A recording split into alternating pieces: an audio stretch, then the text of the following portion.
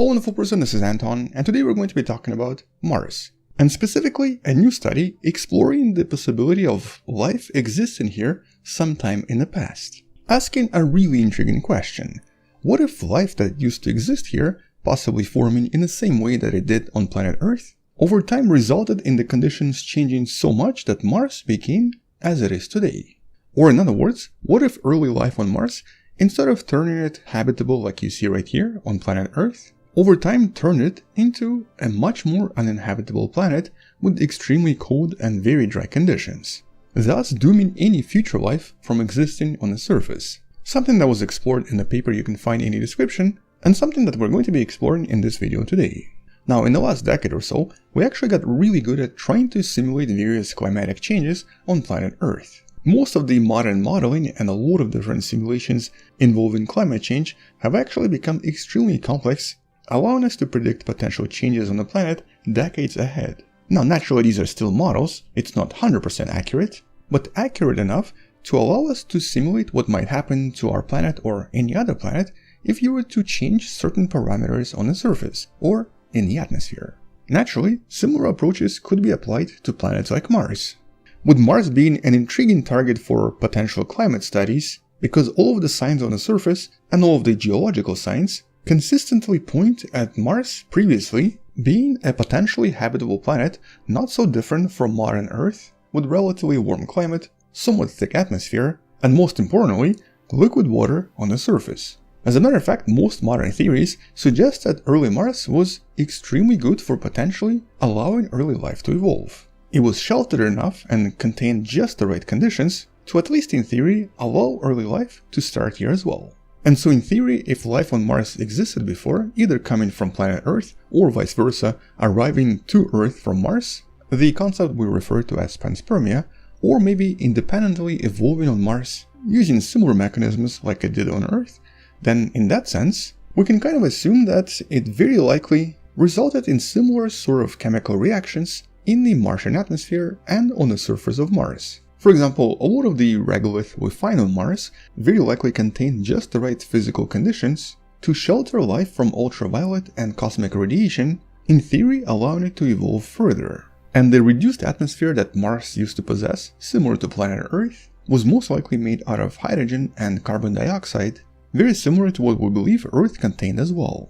And here on Earth, we believe that early life very likely used this atmosphere for some of the first energy. For example, by consuming hydrogen and carbon dioxide, some of the early life produced methane as a waste, with the process known as methanogenesis essentially representing some of the earliest types of metabolism that evolved on planet Earth. And so here the scientists assume that, well, it might have also happened on Mars, especially because Mars might have had very similar conditions. And that's the basis of the study: methanogenesis, changing the early atmosphere of Mars, and the potential results from all of this in terms of the climatic changes. Now, here on Earth, we know that methane is a relatively powerful and relatively potent greenhouse gas, technically even more potent than carbon dioxide.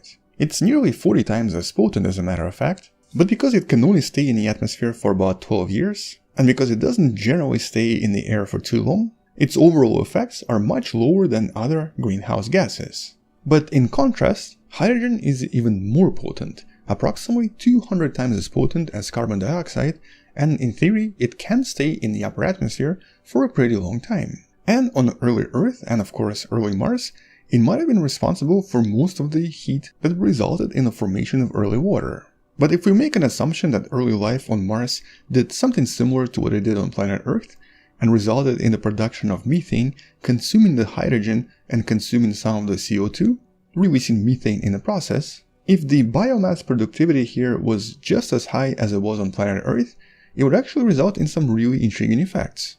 It would most likely completely collapse the greenhouse capability of this planet, dramatically reducing the atmospheric temperature by chemically removing all of the hydrogen that produced the heat on the surface, which would result in a dramatic cooling of the planet in just a few millions of years. In the process, revealing that even though initially Martian life could have been thriving on the surface, all of this would eventually result in the entire surface becoming covered in ice, with the atmosphere becoming enriched in methane, still possessing some carbon dioxide, but losing most of the hydrogen almost completely. with a lot of the hydrogen also just being lost because it's a very light gas and because Mars doesn't have enough gravity to hold on to it for a long time. But a lot of it was also converted to methane, with this global cooling event pretty much entirely ending any possibility for more complex life to evolve and rendering Mars relatively inhospitable compared to its partner Earth. Whereas on our planet it had an almost opposite effect. Because of a much closer distance to the Sun and because the Sun was also kind of warming up, the atmospheric changes on Earth led to a much more stable climate, with stable ocean conditions on the surface and the habitable conditions that lasted here for over 3 billion years. With the distance to the Sun being one of the most important factors in all of this. Because Mars is much farther away from the Sun, it actually relied on the hydrogen gas for most of its greenhouse gas effect.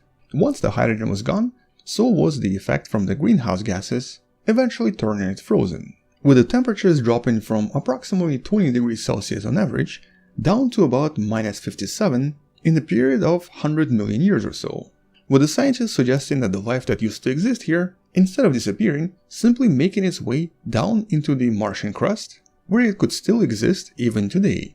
And this is of course the intriguing part from some of the recent observations. There have been several mysteries coming from Mars, going as far back as the 70s, with intriguing discoveries of methane coming from unknown sources. Now here on Earth we know that methane for the most part is made by various types of life.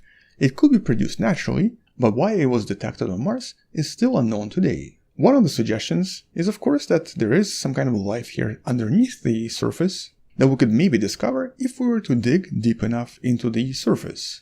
And since here on Earth we know that bacteria live in really deep crevices on the planet, as deep as several kilometers in the ground, nothing would stop potential Martian life from doing the same. It could still exist somewhere underneath Martian surface, with the scientists even proposing some of the potential regions where we can actually look for it by digging deep into the ground. And of course, if discovered, it could potentially explain what happened to Mars after all, especially if a lot of this bacteria is methanogenic as suggested in this particular study. But it is still a very big if. First of all, there is still no evidence whatsoever that life evolved anywhere else except for our own planet. We might have more details about this in the next 10 years after the mission to Europa and Titan. You can actually find these videos in the description below. But in terms of what we're detecting coming from Mars so far, all of this methanogenesis could still be natural without the use of any living organisms. So we still don't really know what happened to Mars, and obviously if there's any life here. But assuming that the scientists in this paper are somewhat correct, this proposition does have some intriguing implications. First of all here, the major implication is that some life, if formed on a certain planet somewhere out there, would not necessarily create conditions that would be self-sustaining. It can actually result in conditions that would destroy life afterwards. Or basically life could accidentally wipe itself out. And if a lot of life, just like on Earth and possibly on Mars, is methanogenic and ends up using hydrogen and carbon dioxide to produce methane, this can have some dramatic effects on the planetary climate and the conditions on the surface. Objects like Mars might become frozen and dry as a result. Objects like Titan, where methane has also been discovered, could create completely different liquid cycles with potentially completely different types of life. But some planets, like Earth, might get just the right amount of sunlight at just the right distance and get super lucky maintaining conditions for a very long time, which does make Earth potentially kind of rare. But we're not going to be solving any of this until that mission to Titan discussed before, or until we have further analysis and further studies coming from Mars, discovering the source of these methane spikes that have now been discovered at least 6 times. And intriguingly, when using the ESA's orbiter that is able to analyze a lot of atmospheric composition on Mars as well, the scientists did not see any methane in the location where the Curiosity rover discovered it, which actually suggests that there's a chance that Curiosity might be sitting right on top of the original source of this methane, and so by exploring this location in more detail and somehow collecting samples from here, we might be able to discover what's causing all of this and if there's life here hiding somewhere underneath. But we're not going to know any of this in the next few years. And so until future discoveries and until future studies, that's pretty much all I wanted to mention. Thank you for watching, subscribe, check out relevant links in the description below, support this channel on Patreon by joining channel membership or by buying the Wonderful Person t-shirt you can find in the description. Stay wonderful, I'll see you tomorrow, and as always, bye bye.